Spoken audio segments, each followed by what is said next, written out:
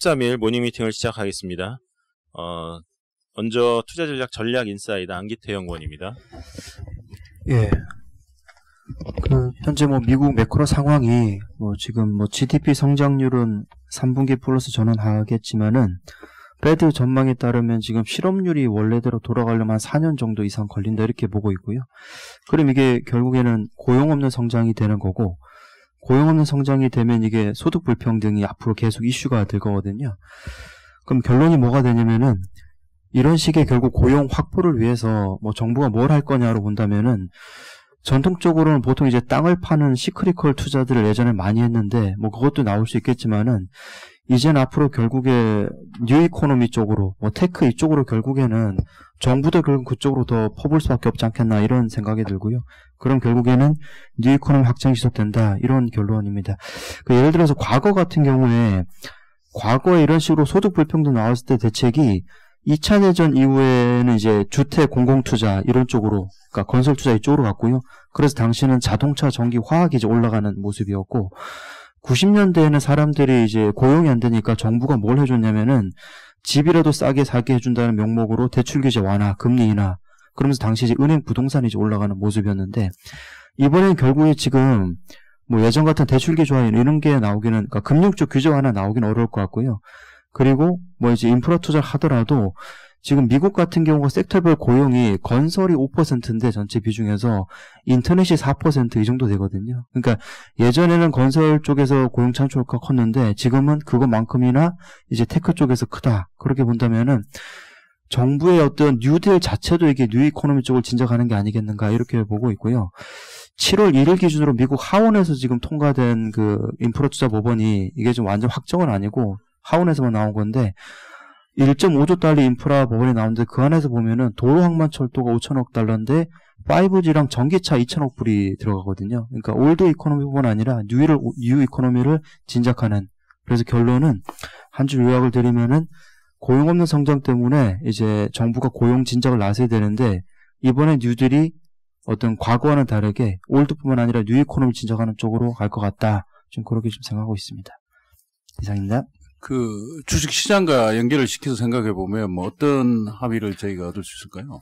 이게 결국에 일단 공급 과잉이 없는 섹터가 뉴 이코노미가 되고요. 그리고 정책단에서 이게 결국에 민간뿐만 아니라 정부가 들어간다.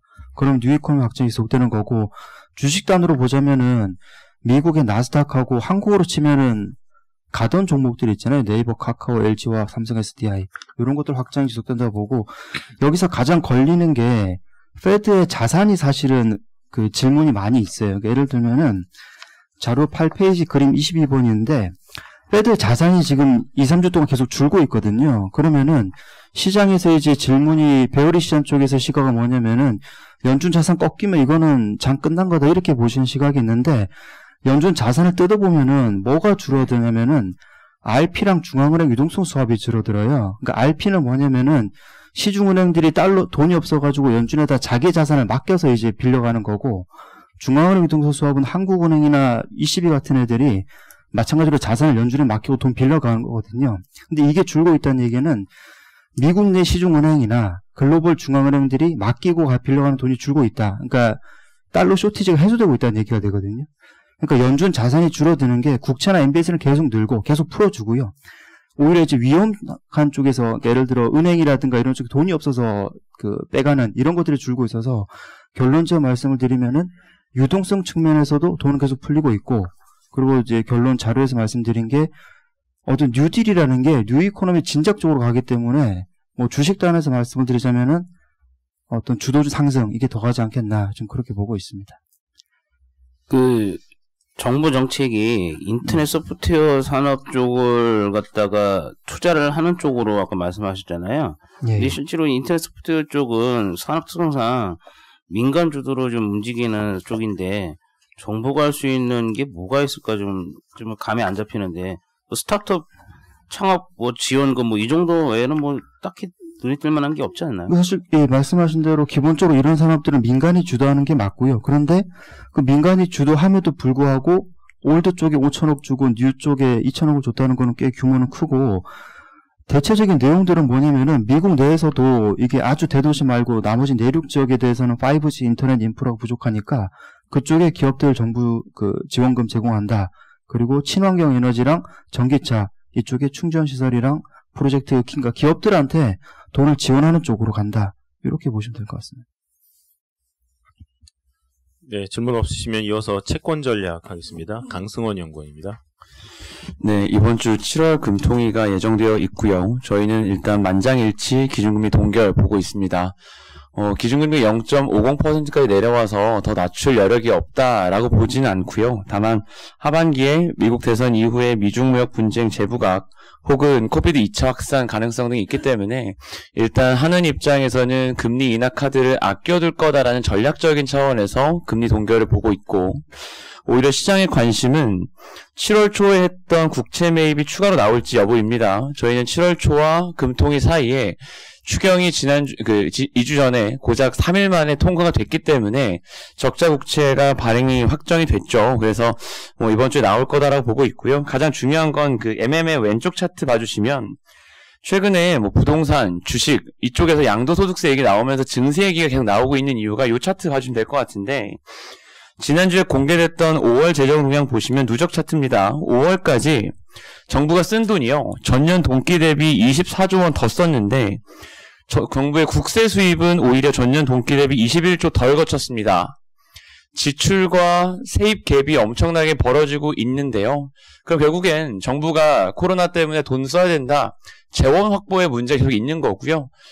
지금 보시면 미국, 일본, 유럽 같은 애들은 진짜 MMT 같은 거 하고 있는 거고, 사실상 이게 아니더라도 이스라엘, 호주, 인도네시아 같은 나라들도 중앙은행이 정부 재원 확보를 위해 노력을 해주고 있습니다. 그래서 한국도 결국은 필요하지 않겠냐라는 생각이고요. 그래서 이번 주 늦어도 다음 주에는 추가 국채 매입 나올 수 있다. 그럼 여전히 장기채 좋지 않겠나를 보고 있고, 미국 같은 경우에 지금 여전히 4개월째 지루한 박스권 등락 보이고 있는데요. 두 가지 말씀드리면 코로나 2차 확산 관련된 이슈가 부각되고 있는데 이게 7월 중순에 나오고 있다는 점이 좀 부담입니다. 7월 중순이 미국 고용 서베이가 집중된 시기이기 때문에 분명 7월 고용에 어떤 부정적 영향 확인될 수 있다는 거 하나. 두 번째가 그 오른쪽 차트 MM 봐주시면 저희가 원래 요게 민주당, 백악관, 공화당이 각각 제시한 경기부양 정책 규모였는데요. 원래는 백악관이 2조 달러 제시하다가 지난주에 1조 달러로 후퇴했습니다. 7월 말 이후에 실업급여 등 보조금 축소 우려까지 불거지고 있기 때문에 여전히 미국 금리에 대해서는 좀 올라오기 좀 쉽지 않은 국면이다. 여전히 단기적으로 3분기까지는 계속해서 박스권 등락 보고 있습니다. 이상입니다. 네, 이어서 소버린 이슈 신한종 센터장입니다. 네, 포스트 코로나 시리즈에서 신흥국 채권의 장기 전망인데요. 그 단기는 재정정책, 통화정책 등등을 통해서 회복될 수는 있을 것 같고 한데, 중기적으로는 부작용이 가장 먼저 우려된다는 겁니다. 2010년대, 지난 10년에 보시면 초반에는 신흥국 쪽이 강세를 보이다가, 버블을 보이다가 2013년부터 완전히 망가지는 모습을 보이는데요. 2020년대도 실은 비슷할 거다라는 생각입니다. 세 가지를 알아봤는데요. 미중 갈등, 통화정책, 재정정책입니다. 그래서 일단 5페이지의 그림 3번 한번 보시면요. 미중 갈등은 지금 미국의 입장이 세 가지가 있는데, 월가 기업인 쪽은 어느 정도 그냥 적당한 선에서 멈췄으면 좋겠다는 선, 그다음에 공화당 트럼프는 강경한 입장, 그다음에 민주당과 바이든으로 바뀐다 하더라도 대중국 관세 부과보다는 동맹과 연대를 통한 대중국 압박을 통해서 향후 10년 동안 미중 갈등은 계속해서 심화될 거라고 이제 본다고 한다면 신흥국 쪽이 가장 타격을 받을 것 같다는 생각이 들기 때문에 그 한에 있다고 생각 들고요. 통화정책 쪽에서는 13페이지 보시면 신흥국 MT 증가율하고 인플레이션이 거의 동일하게 한 10년 동안 움직였습니다. 그런데 지금은 완전히 거꾸로 갔는데요. 그림 17페이지인데요. 이게 지금 디플레 상태라 그렇지, 만약에 경기가 좀 개선된다면은 거의 같은 방향을 갈 수밖에 없다는 것 때문에 지금은 금리가 낮지만 이게 인플레가 먼저 나오면서 신흥국이 가장 먼저 금리가 튀게 되는 상황들이 발생하지 않을까, 한 2년 정도 뒤에 이렇게 생각하고 있고요. 왼쪽에 그림 14번 보시면 지금 그전 20년 중에서 가장 낮은 금리 상태를 대부분 유지하고 있고, 브라질, 러시아 할 것 없이 멕시코하고 중국만 기존에 보다는 아직 높은 상태에 있기 때문에 추가 더 내려갈 여력이 있다라고 봐서 저희들 탑픽을 멕시코라고 보고 있다고 말씀드리면 될 것 같고요. 그 다음에 23페이지가 그림 29에 보시면 국가별 정부 부채 보시면 역시 신흥국은 선진국만큼 돈을 많이 쓰지 못했습니다. 부채 문제가 있기 때문에. 그래도 지금 어떤 레벨을 많이 벗어난 나라들 몇 군데가 인도하고 브라질인데요. 이런 나라들은 지금 리스크가 한껏 높아져 있기 때문에 향후 10년 다가올 때 상당히 초반은 괜찮겠지만 점점 시간이 갈수록 부담을 느낄 것 같다고 생각합니다. 그래서 전반적으로 특히 그 무리한 통화정책과 재정정책을 지금 쓰고 있는데 이게 지금 초반은 1, 2년은 괜찮다고 보고 있는데 아마 내년 말 아니면 2022년 정도부터는 금리가 올라가는 상황에서 2013년, 14년과 비슷한 그런 상황이 나올 거기 때문에 그 롤러코스터를 잘 타면서 우리가 투자를 하자라는 입장에서 장기 전망을 말씀드렸습니다. 이상입니다. 네, 터키 상황 점검은 자료로 좀 대체를 하겠습니다. 이어서 대체 투자 부동산 지피지기 김영근 연구원입니다. 네, 그 부동산 대책 22번째 부동산 대책 안정화 대책이 나왔습니다. 저희 뷰는 내년 상반기까지 일단은 조정으로 보고 있습니다. 그 뷰는 유지하도록 하겠습니다. 이번에 발표했는 7, 11 대책의 요지는 세 가지로 들 수가 있습니다. 다주택자, 집이 많은 사람을 얘기하고 법인, 종부세율하고 취득세율을 인상을 하게 돼 있고요. 단기, 그러니까 갭 투자를 하는 사람이나 또 다주택자는 양도세율을 또 인상하게 돼 있습니다. 그리고 마지막 세 번째는 임대 사업을 일단은 폐지하겠다는 얘기입니다. 연장 안 해주겠다는 얘기죠. 그래서 자동 소멸되면은 사실상 더 연장 안 해주는 방향으로 가는 거고요. 결과적으로 그래서 우리가 부동산 지금 시중에 자금이 엄청 많이 풀려 있잖아요. 저금리 시대에 와 있었고 재정 지출도 국가에서 지금 늘리고 있는 상황인데 부동산에서 자금 유입이 들어오긴 들어온다는 얘기죠. 근데 막 한꺼번에 막 쏠리면서 일어나는 게 아니라 제한적으로 들어오는 이유가 말씀드렸던 것처럼 단기나 다주택자, 고가주택자한테는 세금 증가를 계속 한다는 거죠. 종부세율뿐만 아니라 양도세율, 취득세율. 그래서 그런 부분하고 두 번째는 대출 규제입니다. 무주택자 아니면 1주택자가 6개월 내에 전입신고를 해야 되는 상황이고 세 번째는 갭투자 막기 위해서 투기과열지구는 3억 이상 아파트는 전세재금 다 대출을 다 회수한다는 얘기를 이미 시행을 하고 있다는 얘기죠. 그래서 1년 동안 일단은 보유세라든지 취득세, 양도세는 유예를 시켜놨기 때문에 거래가 소폭은 증가할 수 있다고 보고 있고요. 그게 다주택자들은 정려를 통해서 할 거라고 그러는데 정부에서는 아직까지 정려에 대한 대책은 말을 하지 않았다고 보시면 됩니다. 그래서 좀 이번에 나왔는 대책 중에서 좀 고무적인 거는 법인세 그리고 다주택자한테 취득세를 2주택자는 8%를 부과하고 그리고 3주택자나 법인한테는 12% 취득세를 부과하겠다는 얘기입니다. 이게 제가 봤을 때는 굉장히 큰 걸로 보고 있고요. 나머지는 이미 세율을 올렸는 거는 이미 계속 올라간다는 건 다 인지를 하고 있는 상황이기 때문에 그렇게 보시면 될 것 같고 그러면은 주택이 계속 많이 올랐는데 우리 뷰는 왜 그러냐 이렇게 보시면 4페이지에 그림 3번을 보시면은 아파트 매매 가격 지수가 있습니다. 전국으로 보면 2017년 11월을 이게 한국감정원이 만들어 놓은 건데 100을 기준으로 했을 때에 전국의 아파트는 1.5% 상승을 했고 근데 이제 고무적인 거는 서울은 10.7% 평균으로 상승을 했기 때문에 특정 지역은 계속 오르고 있고 어느 지역은 안 오르고 있다는 얘기죠. 그래서 우리가 얘기했던 지방은 사실상 일부 지방은 오르고 있지만 서울 수도권 중심으로 오르고 있다는 게 이제 우리 이번에 있는 걸 알 수가 있습니다. 따라서 저희가 2021년 상반기까지 조정으로 보는 거는 아까 말씀드렸던 것처럼 대출도 안 되고 사실상 계속적으로 종부세가 늘어나고 양도세가 늘어난다고 보고 있고 2020년 하반기부터는 아까 말씀드렸던 것처럼 지금 정부가 주택 공급을 아직 안 하고 계속 수요 억제 정책만 쓰고 있어서 공급 대책이 많이 안 나오게 되면은 2022년부터는 특정 지역 그러니까 서울이 되겠죠. 그런 지역에 공급 쇼티지가 일어난다고 보고 있어서 그때부터는 가격이 그래서 급락이 나오지도 않고 급등이 나오지 않지만 그때부터는 주택 공급이 낮아져서 가격 상승세로 전환될 거다 이렇게 보고 있습니다. 이상입니다. 네, 이어서 원자재 전략입니다. 이제 황병진 연구원. 네. S&P GSCI로 대표되는 원자재 시장은 5월 5월 이후에 반등 흐름 자체를 계속 좀 지속을 하고 있는 상황이고요. 지난주도 원자시장 수익률은 플러스 1.16%를 기록을 했습니다. 에너지, 기금속, 산업금속, 농산물 섹터 전반적으로 플러스 수익률을 기록을 하고 있고요. 지난주 같은 경우에는 미국을 중심으로 한 코로나19 재확산 우려가 잔존함에도 불구하고 중국 수요와 치료제 기대가 원자재 시장 조정 심하다 저가 매수세를 꾸준히 유입하고 있는 모습들이 나타나고 있고요.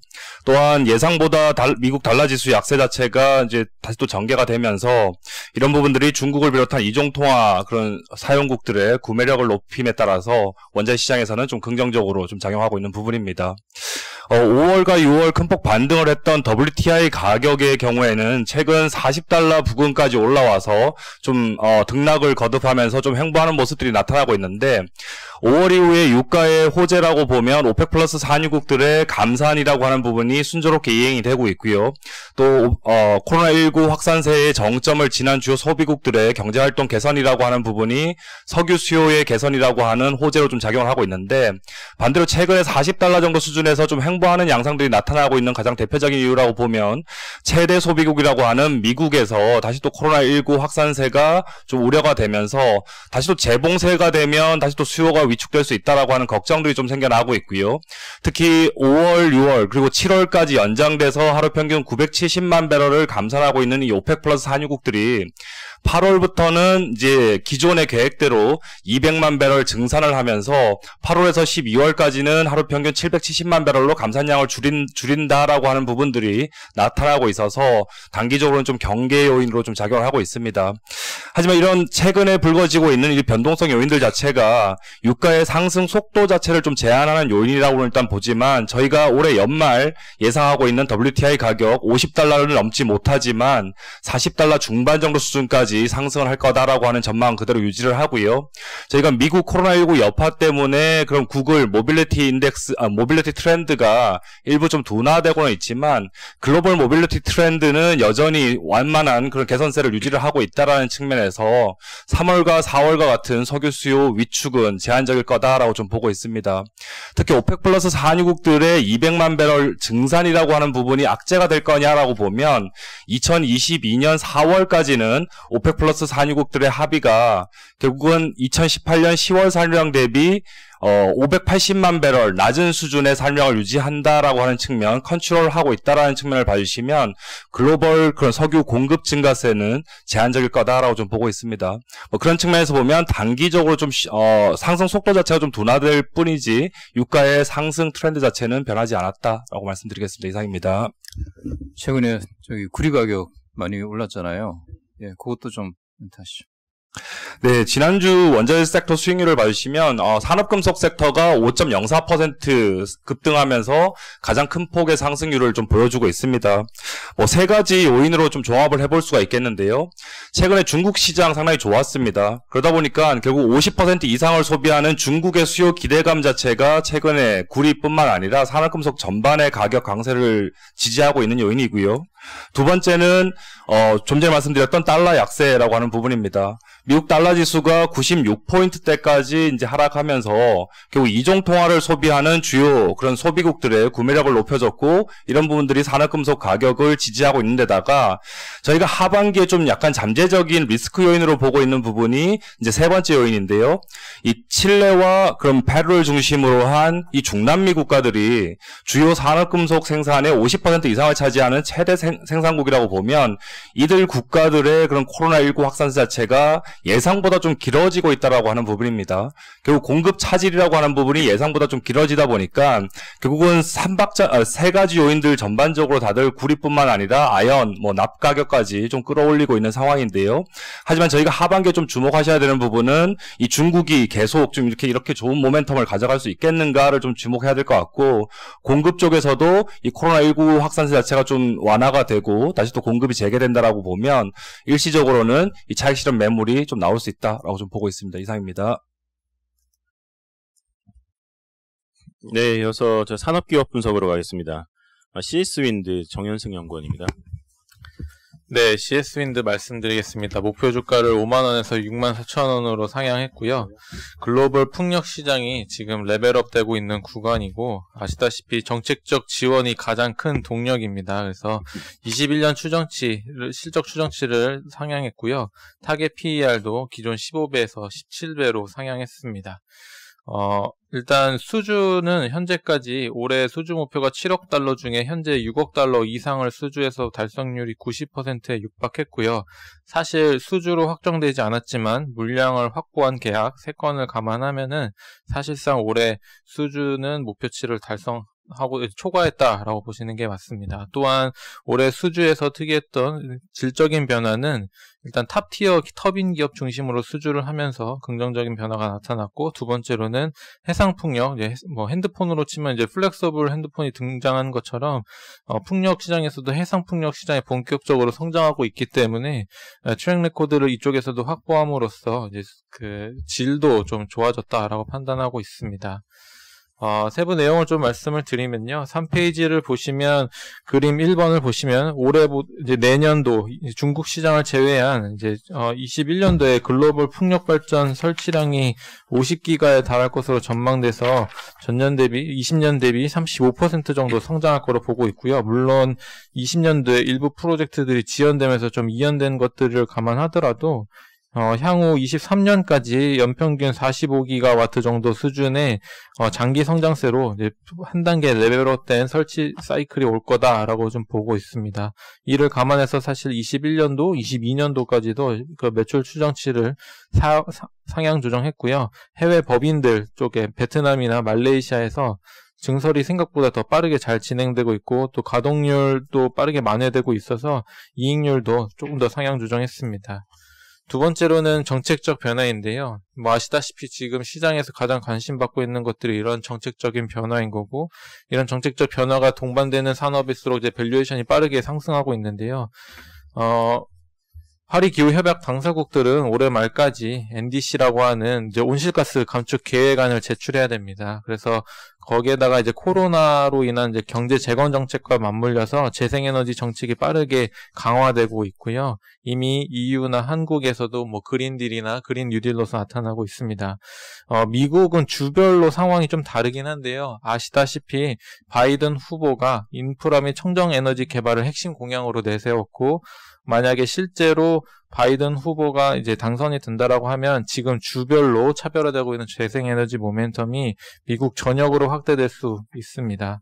이미 지금 4페이지의 기업들 밸류에이션 테이블이나 그 다음에 그 주가 차트를 보시면 그림 3번과 그림 4번을 보시면 이제 글로벌 탑티어 풍력 기업들 보면 이미 주가가 전고점 수준, 코로나 이전 수준을 넘어서기 시작했고요. 밸류에이션도 지금 25배에서 27배까지 PER이 빠르게 확장되고 있는 상황입니다. 부품 기업들도 빠르게 지금 그 밸류에이션이 확장되고 있고요. CS윈드도 동반 그런 그림이 나타나고 있습니다. 사실 이러한 그림이 비슷하게 나타났던 시점이 2016년도 말인데요. 아시다시피 미국 대선, 똑같이 미국 대선 후보가 있었던 힐러리 후보와 이제 트럼프 후보 간의 경쟁 과정에서 힐러리 후보가 지금 바이든 후보처럼 똑같은 정책들을 내놨었거든요. 그런 것 때문에 이제 밸류에이션이 확장됐었던 경험들이 있었고, 실제로 이때 밸류에이션이 CS윈드도 17배까지 이렇게 올라갔었는데요. 비슷해 보이지만 올해 좀 다른 점은, 일단 올해는 미국에만 정책 모멘텀이 국한된 게 아닙니다. 그래서 EU나 한국이나 아시아 전반적으로 아까 파리 기후 협약 이런 관련된 거에서 전반적으로 지금 확장되고 있기 때문에 이번 모멘텀이 그냥 단순 미국 대선 후보 정책 모멘텀이다 정도로만 치부해서는 안 된다, 이렇게 판단하고 있습니다. 수주 간단하게만 말씀을 드리면요. 6페이지를 보시면 코로나 때문에 걱정했었던 수주가 글로벌 1등 풍력기업 베스타스를 보시면 5월 말 6월 달에는 급증하는 모습들이 나타났고요. 그린딜 발표 전후로 해서 수주가 집중되고 있습니다. 오히려 1분기보다 2분기 수주가 좋다라는 것들이 이러한 정책적 모멘텀을 기반으로 해서 수주들이 나타나고 있는 상황입니다. CS윈드 수주를 보시면 아까도 말씀드렸다시피 목표치를 90% 달성했다라고 말씀을 드렸는데요. 수주에서 특이한 점들은 첫 번째로는 고객사들을 보시면 이제는 1등에서 4위, 뭐 베스타스, 지멘스, G, 노르덱스 요 4개 기업 중심으로만 수주를 받으면서 예전에 계속적으로 뭐 발목 잡았었던 뭐 매출채권 상각이라는 이슈나 뭐 매년 한 20억에서 많게는 한 50억 정도 이슈가 있었거든요. 근데 이런 이슈들이 크게 없어졌다. 가능성이 크게 낮아졌다라고 판단하고 있고요.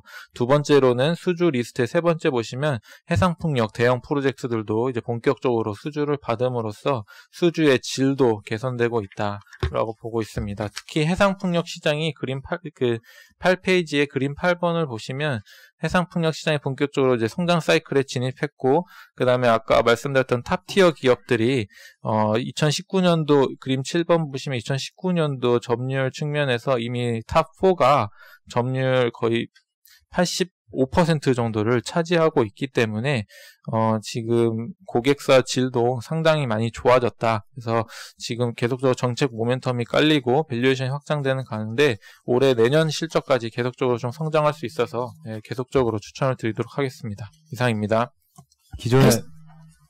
기존에 문제가 됐던 게 영국법인인 것 같은데, 영국법인 좀 현황이랑 그다음에 스코틀랜드에서 가져오게 된 것들을 CS윈드가 가져올 수 있는지 그런 가능성 여부 좀 부탁드리겠습니다. 지금 이제 그 법인이 이제 그 베트남이 가장 크고요. 그 다음에 말레이시아, 중국, 영국 이렇게 순으로 진행이 되는데, 이제 영국 법인이 이제 일단은 마지막 이 회사에 가지고 있는 좀 리스크 요인이고요. 일단 관련돼서 자산은 최대 200억 정도 있습니다. 저는 일단 여기서 최대 자산 손상을 100억에서 150억 정도 발생할 수 있을 거를 감안해 놓고 올해 내년에 일단 순이익 추정치에 반영해 놓은 상황입니다. 일단 보수적으로 최대한 반영했는데요. 문제는 올해 초에 영국에서 그리고 이제 뭐 스코틀랜드에서 육상풍력 보조금을 다시 되살렸습니다. 그래서 이쪽 시장에서 수주가 다시 늘어날 수 있다라는 부분들이 기대감이 나타나고 있고요. 최근에 베스타스가 3분기 때 7월 달에 받았던 영국 지역에서의 수주가 사실은 스코틀랜드 지역에 있는 수주입니다. 그래서 제 표에도 넣어놨는데요.